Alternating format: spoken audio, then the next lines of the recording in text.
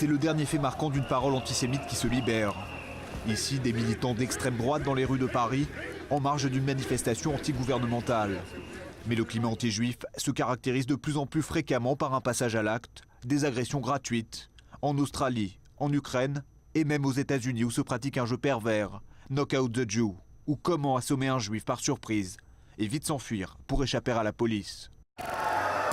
C'est pour donner aux victimes le moyen de réagir ou de se défendre que ces instructeurs, passés dans les meilleures unités de l'armée israélienne, proposent depuis peu leur service aux communautés juives. Ces 10 dernières années, l'organisation Otzma a formé de nombreuses forces de police à travers l'Europe. Mais aujourd'hui, ses membres souhaitent répondre à une situation urgente.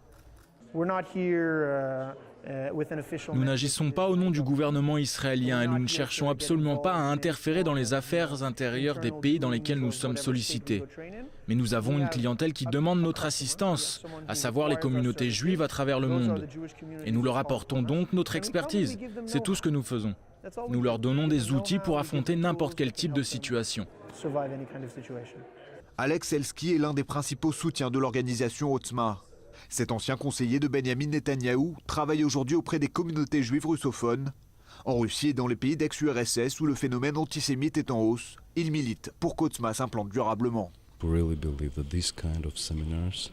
Nous sommes convaincus que ce genre de séminaire offre une excellente réponse aux besoins des communautés juives. Ici, on ne cherche pas à savoir quel type d'équipement électronique ou de caméra permettrait de mieux sécuriser un lieu communautaire, mais d'apprendre aux gens à identifier ou ressentir un danger et leur montrer comment y faire face. Développer des réflexes d'autodéfense, dompter la peur, voilà ce que tentent d'enseigner les instructeurs d'Otzma à ces jeunes apprentis qui n'ont pour la plupart jamais été confrontés à la violence. C'est le cas de ce jeune franco-israélien qui développe une start-up à Paris. Je me sens, je ne sais pas si je continuerai à porter la kippa dans le métro toujours, parce que si le climat se dégrade, je ferai plus attention. Je pense que c'est d'où l'importance d'aller à ce genre de cours qu'on nous donne, parce qu'on ne sait jamais, on peut être attaqué, savoir réagir au bon moment, savoir quoi faire. Otzma se destine aussi bien aux individus qu'aux institutions.